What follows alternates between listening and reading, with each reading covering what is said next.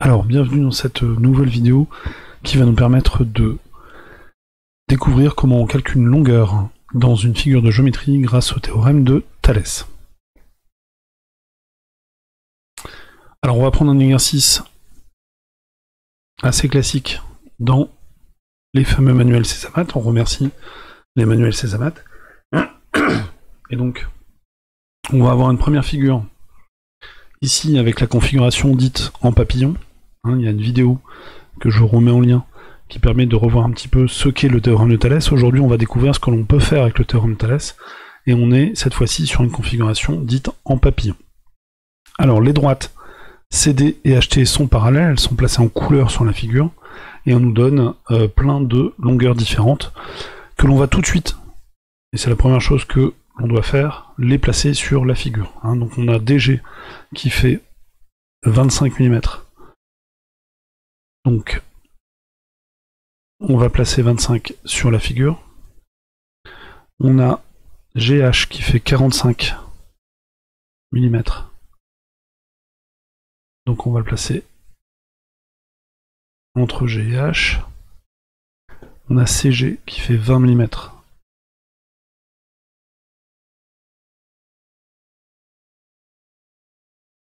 Ici. Et on a HT qui fait 27 mm.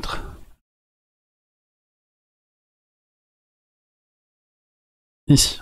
Donc on est bien sur une configuration de Thalès, et on va voir que grâce au théorème de Thalès, on est capable de calculer d'autres dimensions dans cette figure. Il nous manque CD, il nous manque GT, et ici, on nous demande de calculer GT. Alors justement, on va déjà vérifier que toutes les conditions sont réunies pour utiliser le théorème de Thalès. On va avoir deux droites séquentes, donc les droites CT et les droites DH, qui sont séquentes en G. Voilà, passer en couleur pour qu'on le voit bien. Donc on a bien CT ici et DH qui sont les deux droites séquentes. Elles sont bien séquentes en G.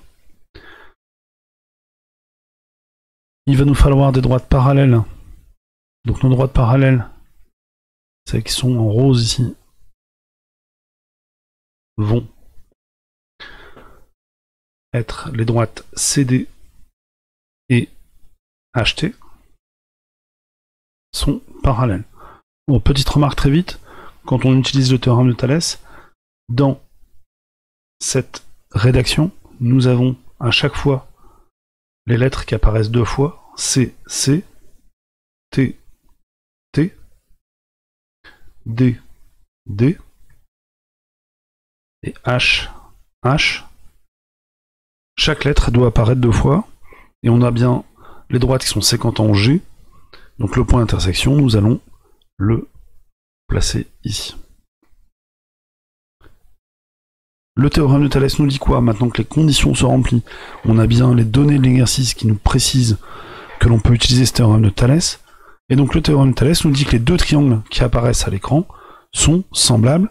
Donc le premier triangle DCG, je rappelle qu'on le note sans chapeau, le chapeau c'est pour les angles, et GHT sont semblables. Voilà ce qu'on a vu la dernière fois sur une autre vidéo, et qui permet de montrer que les triangles sont semblables grâce au théorème de Thalès. Alors aujourd'hui, on va aller un petit peu plus loin,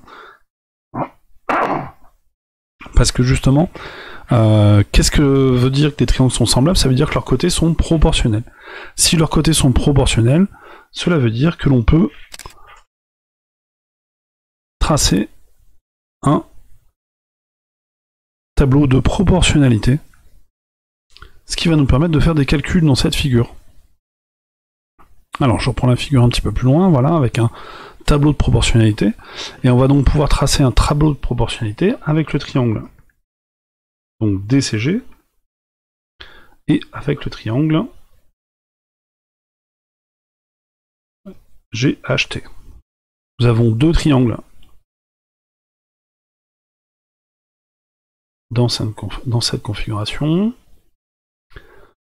et donc nous allons, puisque les triangles sont semblables, nous avons des côtés proportionnels, on va déjà lister dans ce tableau les côtés de chacun des deux triangles. Alors on va commencer par toujours plutôt donc le point d'intersection G, à la limite on peut déjà l'écrire 4 fois.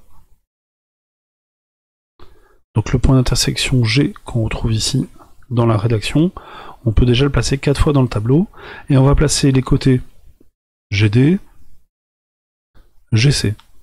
Ça, ce sont deux premiers côtés du triangle DCG. Le troisième côté, c'est le côté DC. Encore une fois, si on a bien travaillé, les lettres apparaissent ici 2 fois. La lettre C apparaît 2 fois, la lettre D 2 fois, la lettre G 2 fois. Un petit peu plus compliqué, on va positionner dans ce tableau les côtés du triangle GHT, mais il va falloir y positionner de manière logique par rapport aux côtés de l'autre triangle. Alors, ici on a le choix pour le triangle GHT entre GH et GT. Nous allons choisir GH. Alors pourquoi allons-nous choisir GH?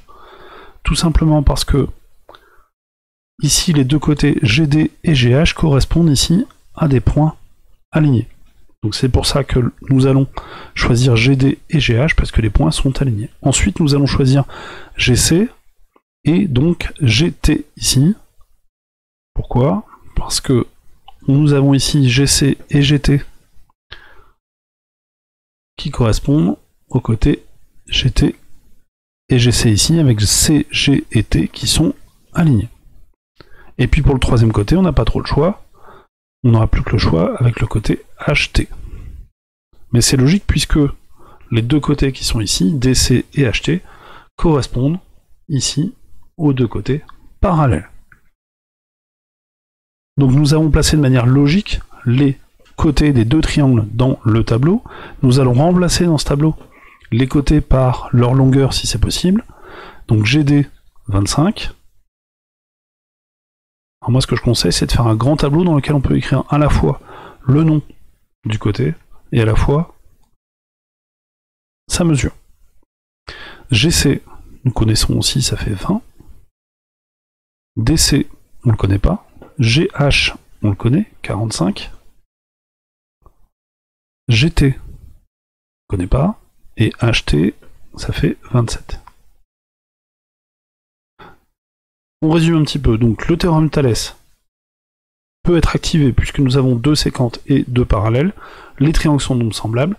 Leurs côtés sont proportionnels. On peut faire un tableau de proportionnalité. Et nous mettons toutes nos informations dans ce tableau de proportionnalité.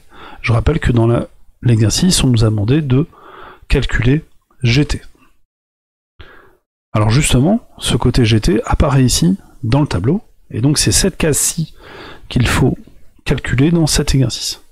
On est face à un tableau de proportionnalité, ça veut dire qu'il doit exister un coefficient de proportionnalité qui permet de passer de la première ligne à la deuxième. On va donc, pour calculer le coefficient de proportionnalité, calculer 45 divisé par 25.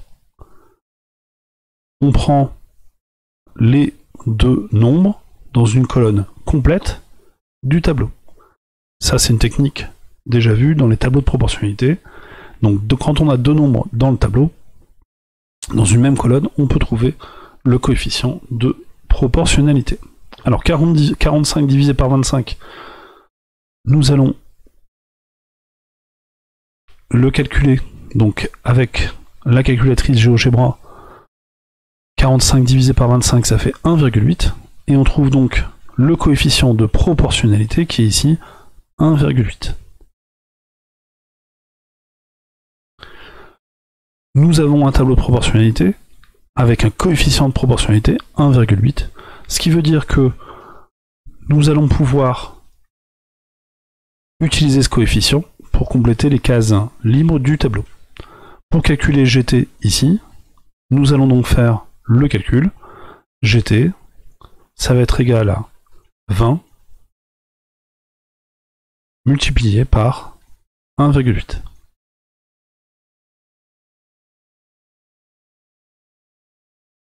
Ce qui fait 36. Donc ça nous a permis de calculer une longueur quand on a le théorème de Thalès avec deux triangles, ici deux triangles en configuration papillon, on est capable de calculer n'importe quelle longueur. Ici, on aurait pu calculer la longueur DC en faisant donc le calcul 27 divisé par 1,8, ce qui aurait donné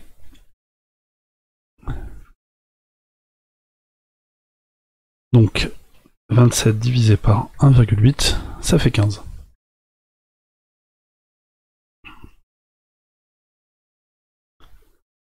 Voilà. Donc évidemment pour présenter ça, on peut écrire ici que GT est égal à 36 mm.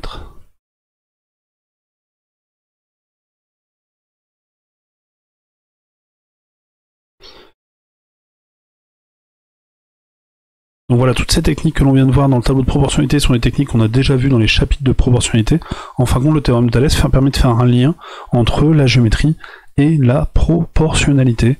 Et vous voyez la puissance du théorème de Thalès, puisqu'on est capable, dès que nous avons deux triangles avec deux côtés parallèles, de pouvoir calculer pas mal de longueurs dans différentes configurations.